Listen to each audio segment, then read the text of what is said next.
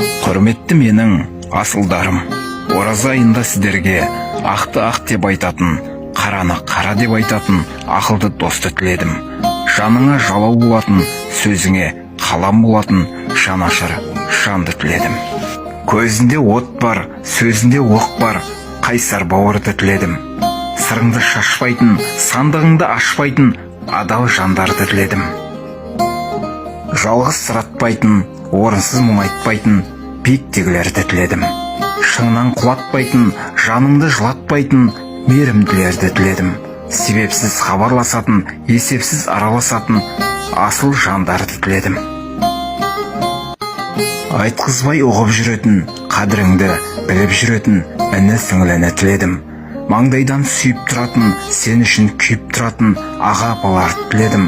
Қолдары ашық болатын, жаныңа ғашық болатын мырза жандарды тіледім. Бақытты байлықты, екі дүниенің абыройы барлық заңғарды тіледім. Бұл менің сіздерге айтар ақ тілегім.